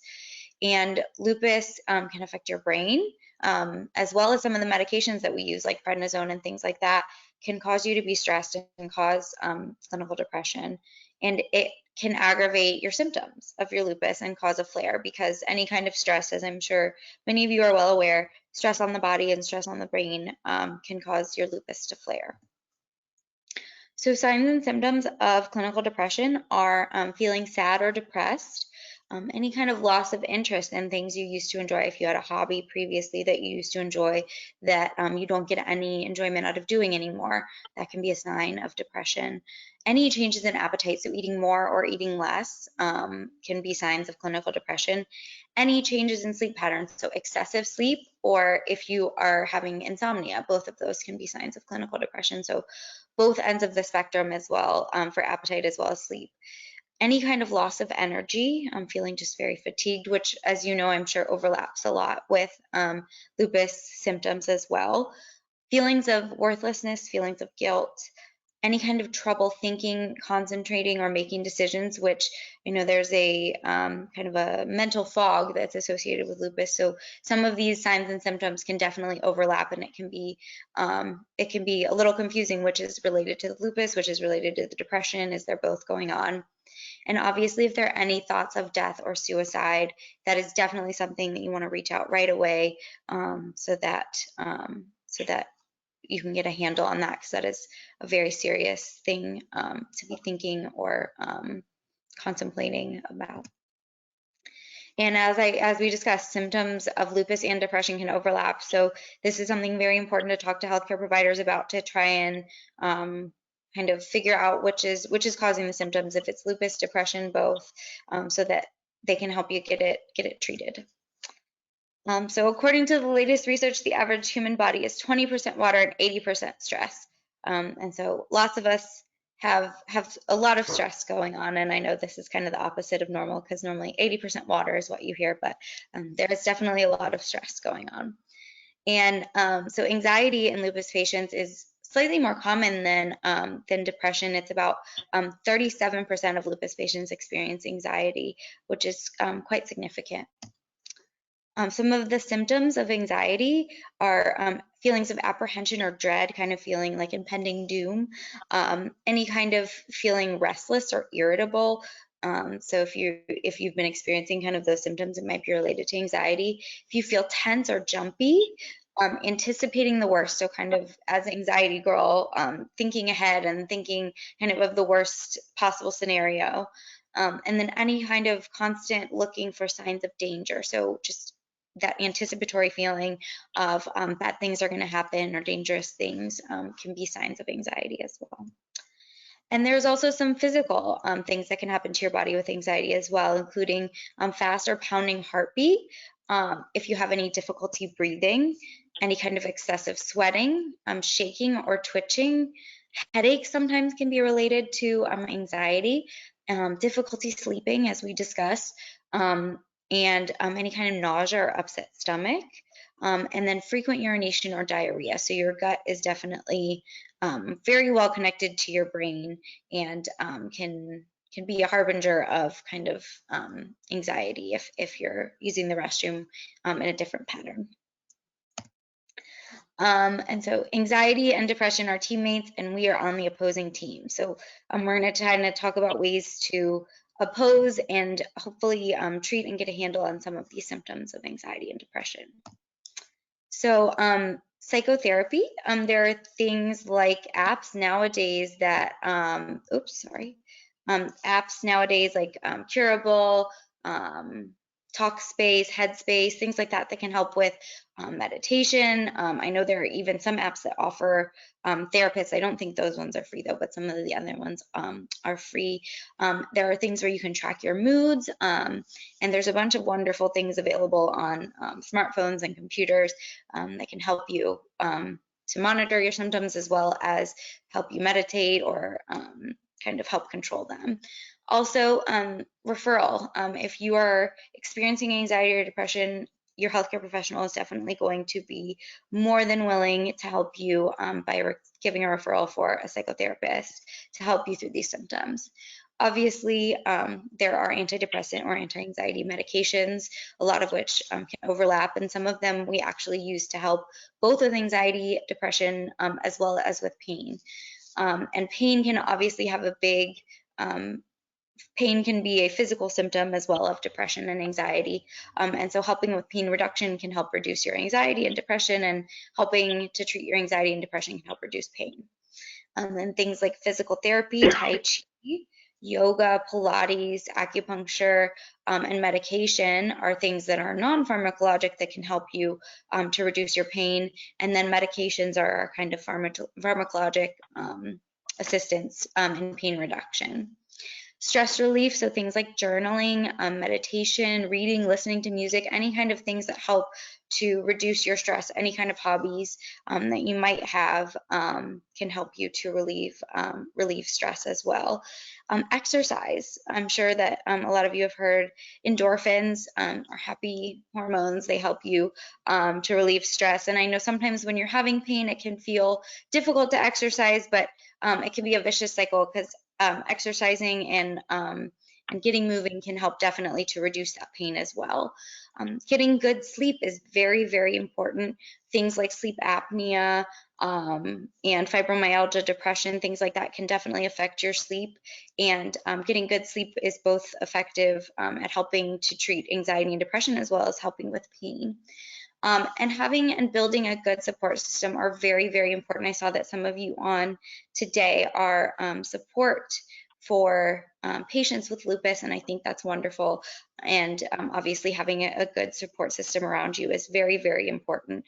So you have people to speak with about the things that you're feeling, your fears, everything like that. So some tips and tricks to get better sleep. Going to bed consistently and waking up at the same time so that you have a routine, your body gets used to that. Having a good sleep environment, so making sure that it's dark in a very quiet environment, a relaxing environment. So a lot of people recommend not working where you're sleeping. So if you're working from home, maybe not working in bed, things like that. And a comfortable temperature. So if you prefer to sleep in a cooler environment, making sure it's cool, things like that, so that you make sure that it is the most conducive environment for you to get some sleep. Removing technology, so no TVs, phones, things like that right before bed, because those bright lights can affect your brain and your ability to get to sleep. Avoiding caffeine, nicotine, alcohol before bed. I know a lot of patients in the past have told me sometimes they're drinking alcohol to try to help them sleep, but that is actually counterintuitive. It might help you feel like you're getting to sleep, but it can reduce your REM or your rapid eye movement, which is the sleep where your body and your brain get the most rest. And so drinking alcohol is not something to do to help you sleep before bed, definitely.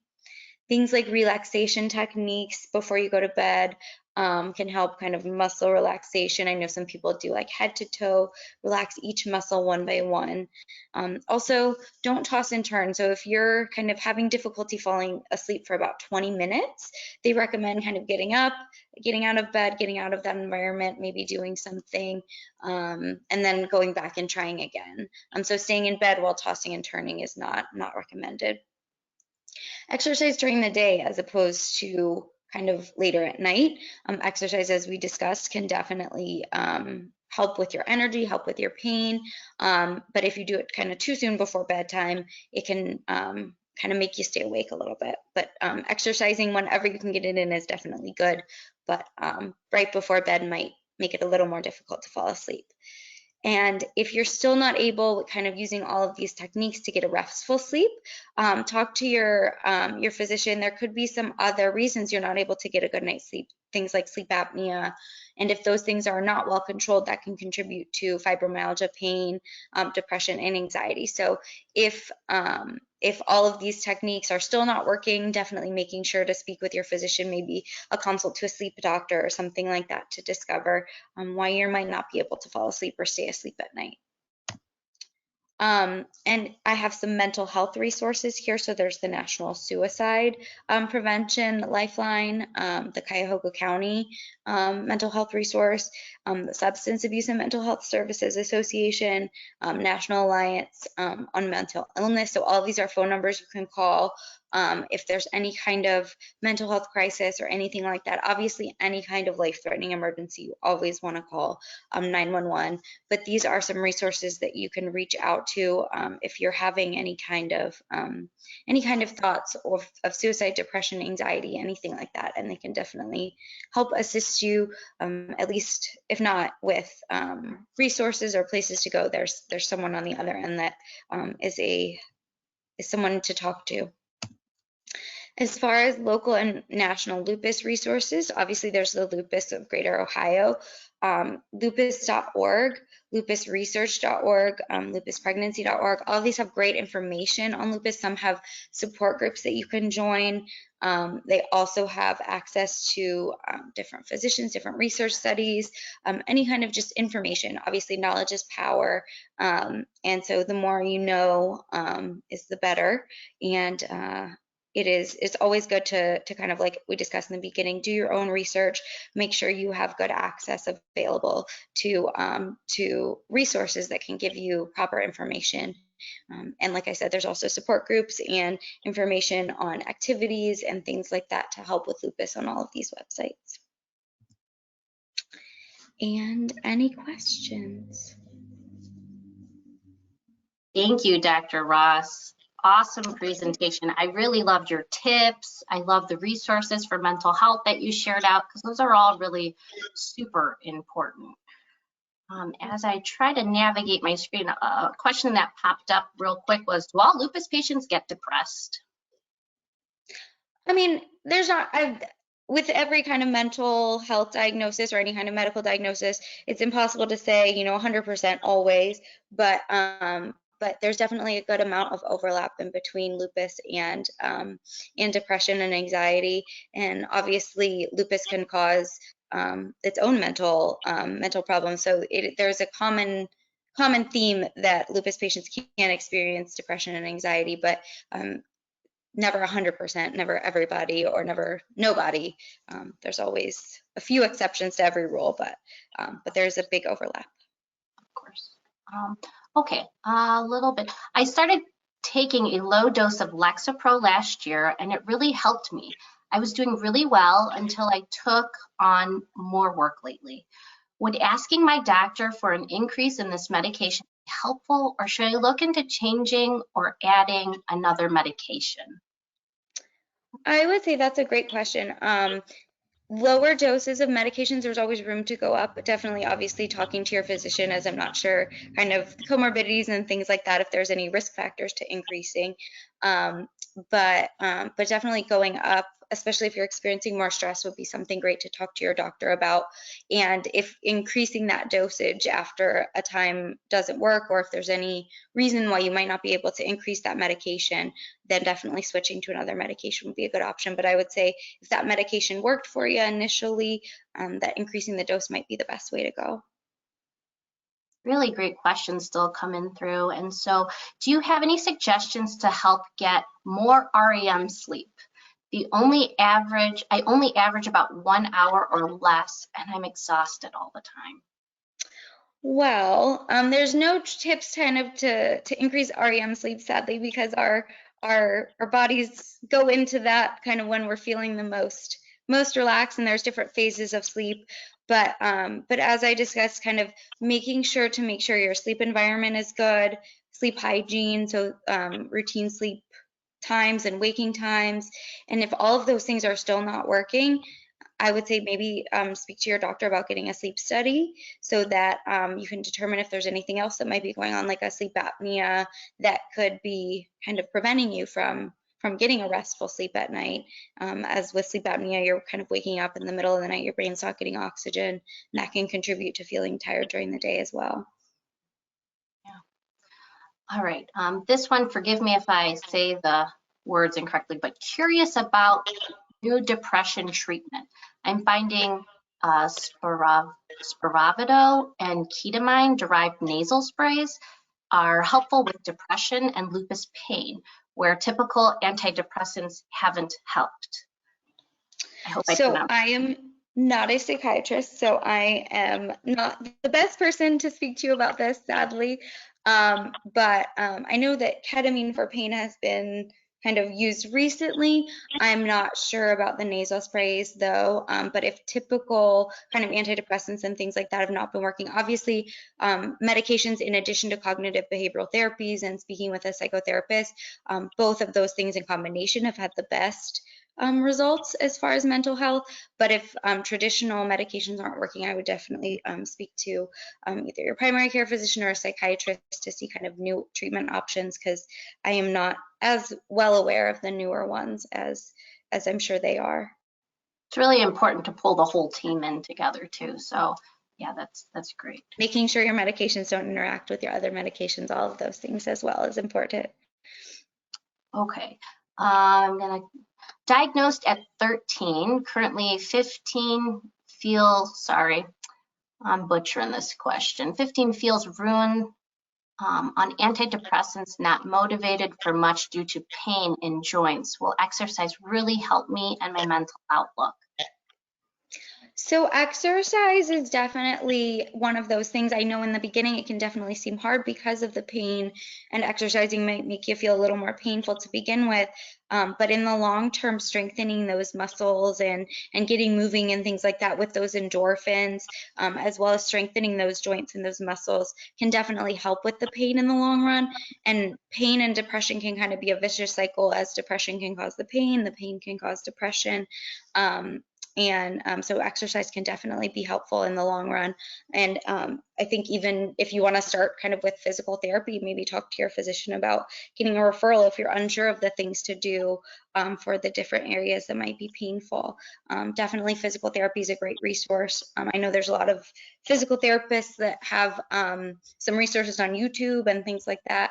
And so trying out kind of professional physical therapy exercises as well in the beginning can definitely help you to get started, but it can help with pain in the long run for sure. Okay, here's an interesting one. So marijuana has been recommended to treat MS patients for relaxation, pain, and may be legal in Ohio. Would you recommend for a lupus patient? So as I said before, kind of not everything works for everybody. At Metro Health, I know personally we are not allowed to recommend or give kind of marijuana cards, but I do know some patients that have told me it works for them. So if there is someone, I know that some of the physicians that do prescribe the medical marijuana might kind of charge out of pocket. It might not go through insurance, but that is a personal choice. And as long as kind of you're not, I know pain management may or may not continue kind of some medications depending on drug screening, but it is a personal choice. And I know that that none of your rheumatologists, I think, would kind of judge you or anything like that if you did decide that that might be something you wanted to try. But can't say for sure that it would work for everyone, and can't say specifically that we are allowed to recommend it, but it is something that if you would be willing to give it a try and it's manageable or affordable, and that you could try that. Yeah, talk to your physician about it. Yeah, definitely. So we're all keeping open minds. Last question here. There are a few that I didn't get to, guys, and I apologize. I know we're running short on time, but here we go. People keep suggesting sleeping medications. Are they a good thing to use? So I know that some of the medications for depression actually, if you take at bedtime, can help you with sleep and things like that, things like trazodone. And so obviously, as we discussed, it is a kind of a vicious cycle. So using medications like that to help you sleep, obviously, if your physician is recommending it, because I don't know your comorbidities or anything to say that it's safe, but those medications that can help you with sleep can definitely help with your symptoms of depression and pain and things like that. So as long as it's safe, I would say that that's definitely something that could help. So I know a lot of people take like supplements like melatonin. Have you ever recommended that for any of your patients to help with sleep? Definitely. So melatonin is something that your brain makes naturally in your pineal gland. And so melatonin is something that you can buy over the counter. And as long as there's not lots of like other crazy stuff in it, obviously make sure to check with your physician first that it doesn't interact with anything. But it should be pretty safe to take to help you sleep. Awesome. Well, thank you, Dr. Ross, for all the information. You know, we're running short on time, but hopefully we can circle back to some of the questions people answered in there. Definitely the links that you provide, the Lupus Foundation, we have lots of stuff in our Living with Lupus magazine coming out next month about journaling and dealing with anxiety and depression. So I hope everyone can check that out. So thanks, Dr. Ross, so much. Thank you so much. All right, I'm going to keep plugging away here. And let me see if I can muddle through these settings. I apologize. Hi, Alicia. Hello. Give me just 1 second and I'll give you presenter. And thank you so much for joining us. Really appreciate your support. And did you get presentership? I sent you the link. I just want to be sure. Very good. All right. Alicia Griffith, RN, BSN, is a patient navigator liaison at GSK. Ms. Griffith graduated from the University of Tennessee at Chattanooga and began her nursing career over 30 years ago as a medical surgical staff nurse. She spent the last 16 years working with the pharmaceutical industry and has most recently is with GSK. Ms. Griffith is a member of the American Nurse Association and the Tennessee Nurse Association. And thank you, Ms. Griffith, for joining us and having some fun with us today and talking about an interesting topic. I think you have full control and all. Thank you so much. You see my screen? Yes. Okay, wonderful. Thank you, Leslie. Thank you, LFA, the Greater Ohio chapter, for allowing me to come and speak with you on today. It's another great opportunity. See if I can go to my screen. There we go. So today I'm going to talk to you about managing your lifestyle with lupus. And so let's just jump right into the presentation today. So I'm not going to cover everything that's here, but we're going to talk about Lupus Lifestyle, and we'll go from there. A couple of things that I would like to share with you before we get started into the Lupus Lifestyle. I'd like to talk to you a little bit about being an engaged patient. We've had wonderful speakers today, and I think sometimes we cross over a little bit because there's so much information to share about lupus, and sometimes some of that information bears repeating and just supporting each other. And so being an engaged patient and an informed patient means that you can help yourself have better outcomes regarding your health. And when we talk about an engaged patient, it means that you're taking ownership of your health journey. It means that you are being engaged by educating yourself about lupus. You're being engaged about monitoring your symptoms and tracking your symptoms with lupus, that you are communicating with your healthcare team about what's going on with you, and you're keeping your appointments and sharing vital information, and that you're taking ownership of your health and your lifestyle that you want to live. And so with that being an engaged patient, I'm going to share some more tips about how to live your healthiest lifestyle as far as being an individual living with lupus. So one of the key things that we definitely want to take into consideration when we talk about your lupus lifestyle is your nutritional intake. We know that the goal for your nutritionist having, or for your lupus is having a well-balanced diet so that your body can be as strong as it can be. And a part of having a well-balanced diet is making sure, one, that you have a high intake of water. And I will say everything that I'm sharing today is for informational purposes. And as Leslie has said earlier, please refer any detailed specific questions back to your particular physician. But we talk about your intake as far as eating food and what you're taking in as far as drinking. And we know that water is cleansing. So water is a big part of your diet and your nutrition. And also those omega-3 acids, amino acids that we talk about come in the content of fish. Fish is one of the good things that's good for you to include in your diet. And you just want to remember what we learned way back in elementary school about a healthy, nutritious diet. And remember our food pyramid, having a big part of our vegetables, a big part of our fruits and our vegetables, grains and proteins, and making sure that we're balancing all of our plate. Remembering that we need to have a very colorful plate. And remember that the USDA recommends about 2,000 calories a day, but each individual's calorie intake may be very different according to what your activity level is and what you're in the process of repairing when your physician talks about foods that are good for you to help repair your tissue and give you strength and energy. One of the things I do want to strongly recommend is you being mindful of processed foods and make sure that you try to minimize processed foods as much as possible for your diet.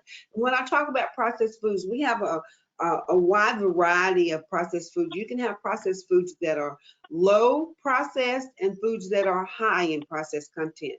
So when you talk about processed foods, we're talking about foods that are packaged, that aren't in their natural, like if you just pick up greens out of the field or you pick them up from a fruit stand, those are in its natural element. But processed can be packaged, like when they package a bag of spinach, that's a low processed food. And usually just rinsing that spinach off and going ahead and eating it in whatever way you decide to prepare it is a low process. A high processed food sometimes are along those canned vegetables that have preservatives in it. We have frozen foods, even foods that are added to if they're not natural, like breads or processed foods or sandwich meats or highly processed foods. All these things can be high in sodium and high in sugar content. So we want to be mindful of those also. And then also talk to your doctor about your vitamin intake. I know someone just talked about melatonin, which is a natural sleep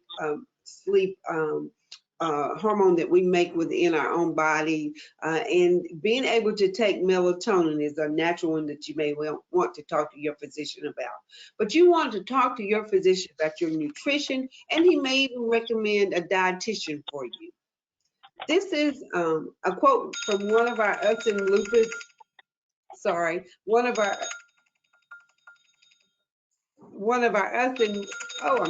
guys. One of our Us in Lupus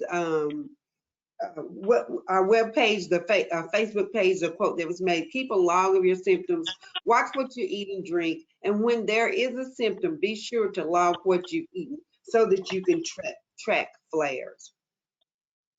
Also, you want to consider your exercise level. You know, we talk about being active more than being physically fit because, you know, the older we get, we know we're not going to have that 18 or 20-year-old physique that we used to have, but being active is so very important. And exercise can also help lessen your inflammation. So you want to talk to your doctor about that, and they may recommend you seeing a physical therapist to write out you an exercise plan, something that's appropriate for you. So making sure that you're having that conversation and planning exercise every day, because as we take in calories, we also need to burn off calories. And it's so important to exercise to strengthen our muscles and our bones. And with some of the medication that you may be taking, you also have to consider how what impact you're having on your muscles and your bones. Getting active. So again, consulting your physician about your activity, knowing what your goals are, your heart goals.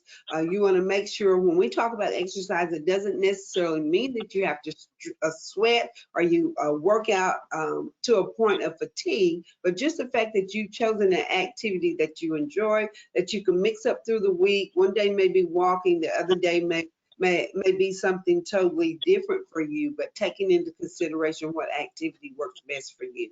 And you want to explore those different exercises. Again, a physical therapist may be someone that you talk with at the recommendation of your physician, but keep in mind that low impact exercises may be better for your body than a vigorous, challenging exercising.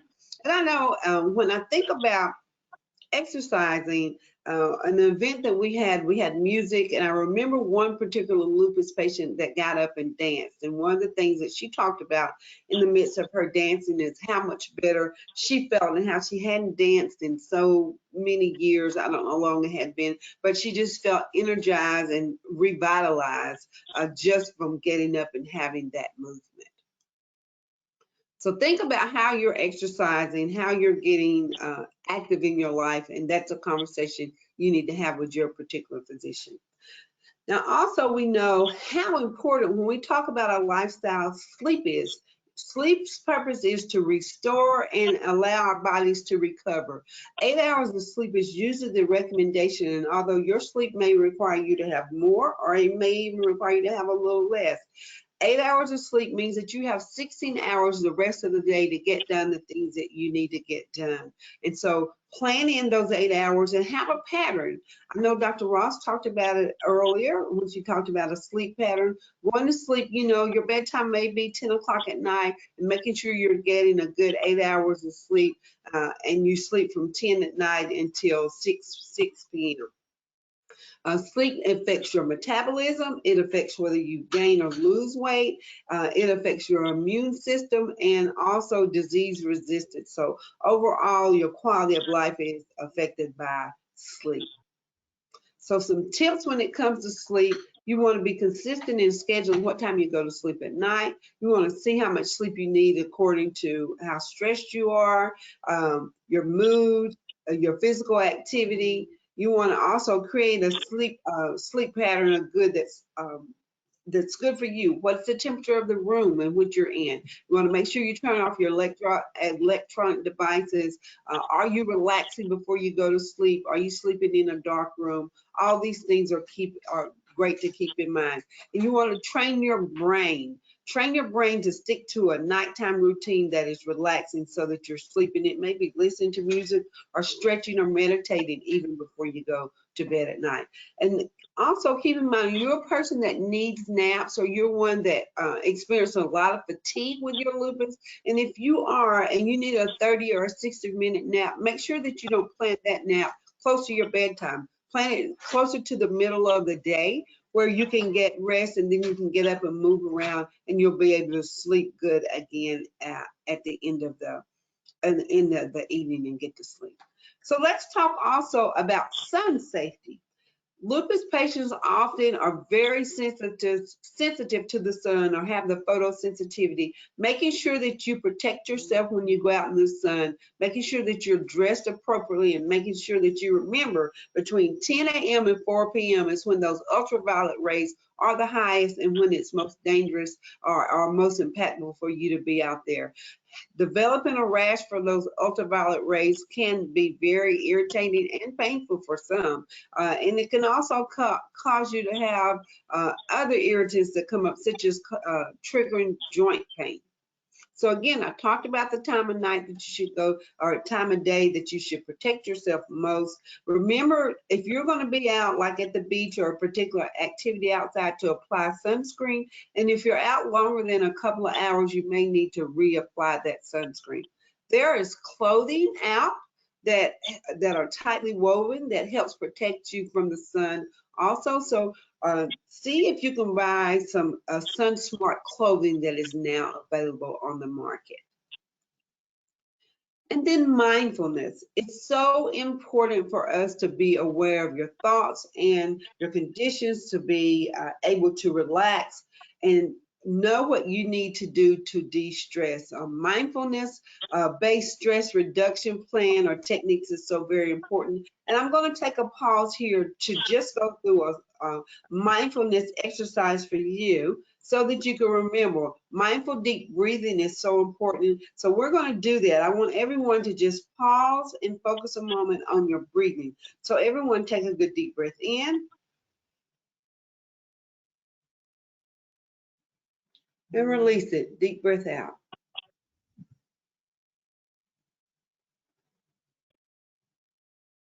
One more time. Good deep breath in.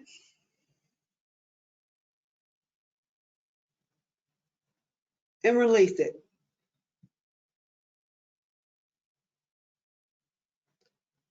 Sometimes you may just need to take a pause in your day and focus on your breathing, just as we did. You would take a deep breath in your nose and blow it out through your mouth, slowly just concentrating on your breathing. Sometimes that just helps you to reset. Sometimes it helps to relieve some of the anxiety that you may be feeling or some of the stress that you have. So sometimes you may not be able to step away from the crowd, but if you just go within yourself, to be mindful and to meditate and relieve yourself of some of the stress that you may be experiencing. Some other things that you can do is focus on your body from head to toe, and then just take a mindful walk through your senses. And we're going to do that too.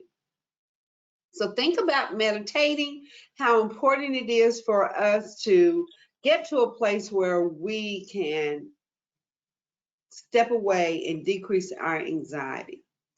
In addition to our mindfulness, we want to talk about self-appreciation. It's so important for you to remain positive about you. Chronic disease is challenging. It's hard. Some days it is just hard, I know, to just get up out of the bed.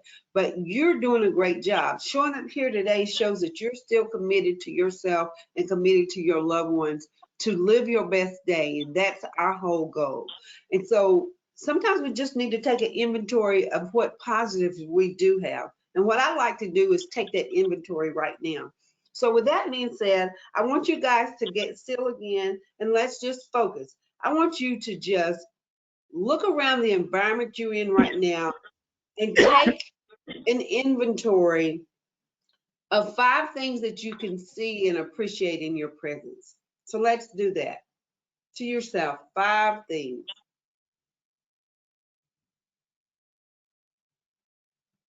And now what I would like for you to think of 5 things that you can currently, right now where you are, feel. What are you feeling?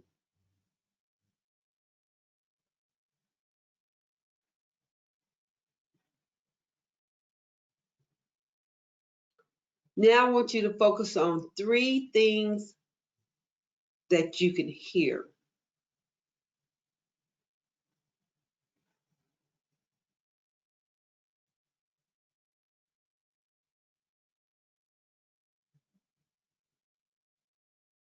Now focus on 2 things that you can smell.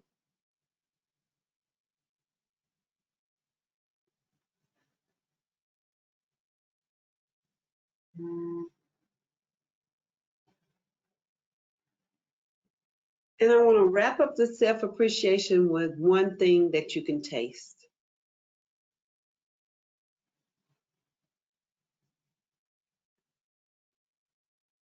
Great job.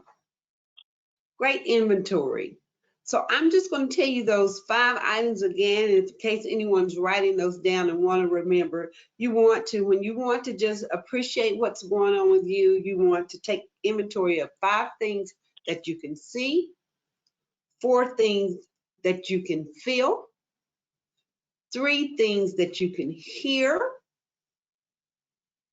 2 things that you can smell, and 1 thing that you can taste. Staying positive and de-stressing is an important part of having a successful lupus lifestyle. And I encourage you to remember your deep breathing to de-stress. I encourage you to remember the 5 senses exercise to help you also relax, take inventory relieve you of some of the anxiety and take appreciation of those things that you do have. So I'm going to stop it here, and I'm going to ask you all to go to our usinlupus.com webpage. If you get your phones out now and point your camera at the QR codes here, it will take you to symptom tracking or the Lupus Lifestyle, more tips that you can use here, along with tips for talking about your lupus, as you see outlined here, and then the last one also that is listed here to remind you about being a lupus warrior. All right, so I'm going to open it up for questions. Well, I'll leave it up and open it up for questions, Leslie. Yeah, that's awesome. Thank you so much. Yeah, if you guys take out your smartphone, you could just hover over those QR codes and get taken right to where all the things we talked about here today. Alicia, I have to share with you the 5 things that I'm grateful for at this present moment is Dr. Blue, Dr. Antonelli, Dr. Ross, you, and the Lupus Foundation of America. So guys, thank you so much. And let's see, I again have to grab screen. So go ahead and take those QR scans if you can. I'm gonna pull over the screen here. Very good. So we are running a little bit over on time, but I do want to get some of these questions in that were posed. 1 second. Ooh, I can relate to this one. I have young children and I rarely get enough sleep. What can I do? Any suggestions, Alicia? I know it can be hard being a young mom, raising kids, and I don't know if you have any personal experience, but any insight into that? One of the biggest things I would recommend, and this is hard for mothers to do, when they nap, you nap. That's the biggest thing, because a lot of times as mothers, we think we have to be running around and doing a lot of different things when they're napping, get something done. But when they're napping, you nap, and that way, even if you don't go to sleep, you're resting and relaxing, and that will help rejuvenate you. Yeah, yeah. It's a good tip. You try to get it in where you can squeeze it in. And really, our support systems, you know, trying to look for those people around us that can help support us, of course. Yep. But yeah, I know that rule. Take a nap when they're napping. Yeah. Okay. Sometimes I feel less than other people because I have spent so much time managing my disease and saying no to social activities. Do you have any recommendations on how I can balance my social life? Yeah, that's a difficult one, and that's an excellent question. And so the biggest thing is trying to plan ahead. And I first would say, don't feel bad about saying no. Sometimes you have to maybe choose one activity a week, but choose what is your priority activity, and know that, you know, your levels will understand fatigue for lupus is not a normal fatigue. It's not a get a 30-minute nap fatigue. I know that I recommend a 30 or 60-minute nap, but I know that lupus fatigue sometimes requires more than that. But if you can plan ahead and maybe plan one family activity, and then talk to them about things that can be compromised. Sometimes it might not be as much as you go for the whole activity. So if it's a 2-hour event, maybe you only go for 30 minutes of it during the key time. And then the other thing too is sometimes offer friends to come and visit you instead of you having to go out. Because sometimes the process of getting dressed and getting prepared, everything that it takes, is so exhausting. But if you are able to stay in your own safe environment and someone come visit you, sometimes that's helpful. Well, it's okay to say no to people. You know. Hey, we got a good one here. We have a fellow nurse incoming, and she says, what do you suggest for a busy nursing student or students in general who are constantly on the go? As far as getting rest for lupus? I'm supposing so. Yeah, I'm supposing. How do you manage we all know the stress of school and students and what they go through, you know? The biggest thing that I would recommend is scheduling time. I found that even when it comes to like exercise and downtime or self-time, just like you schedule a meeting or just like you schedule your class, schedule your time. And that time may be, whenever, but literally put it on your schedule and refuse to let anyone take that time away from you. And then the other thing, sometimes it might be a little hard for you to sacrifice, but determine what time you are functioning best. Like for me, I know for me to get my best time is early morning when everyone's asleep. And so I know I have to get up an hour before everyone if I want to have my quiet time, my meditation time, and sometimes maybe even a little exercise.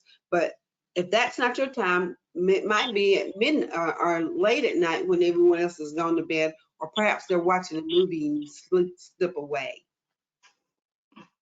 Yeah, I like that suggestion, scheduling. To all the students out there, it will end. You will succeed. The schedule is key. So I like that suggestion, Elise. Yeah.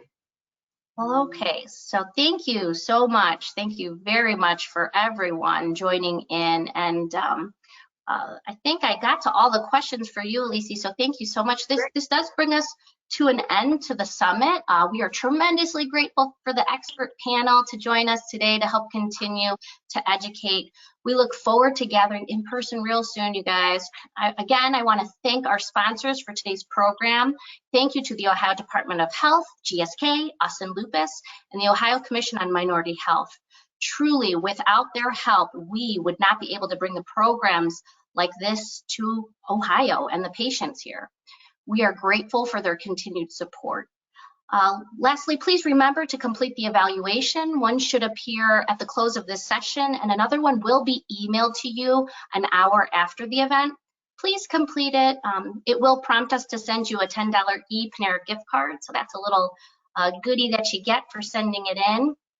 And then again, thank you guys. Please periodically check back on our website, lupusgreaterohio.org, or sign up for emails to keep up to date with the information and services that we have to offer.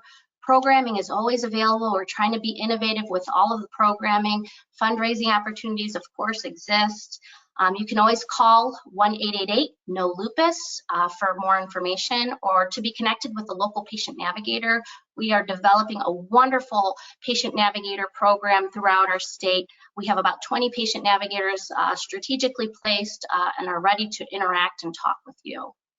Also, I should mention at 2 o'clock today, we'll be doing going live again on Facebook and YouTube for the WTYL program. That's a web chat for young Lupians, so we're so excited about that. Also coming up in just about a month, the virtual Walk to End Lupus Now event is, just about a month away. We're greatly appreciative for you guys to help us out with the walk if you can. If you're interested and want to learn more, please go ahead and visit that website, lupusgreaterohio.org. And we are committed to providing you the most accurate, up-to-date information on lupus as it becomes available. And thank you again to all of our presenters. And I think we've definitely run over on time. If we didn't get to your questions, I'll definitely be circling back to them as I recap this summit. So please, guys, please be safe. Continue to strive to find optimal health. We look forward to seeing you guys all real soon. And again, thank you to our wonderful panel. I think that's a wrap for today. It's the last weekend of the summer here, so we just caught this session in time. Grateful for everyone in attendance, and I look forward to seeing you guys real soon, okay? And thanks again for our speakers coming. Have a good day, guys. Thanks, Dr. Antonelli. You have a helper. Hi. Thanks for lending us your mom today. You guys can go have fun now. Thanks, Dr. Antonelli. Appreciate it. All right, everyone. I think that's a wrap. Good job. Take care, guys. Thank you. Thanks, Dr. Ballou. Thank you. Thank you, guys.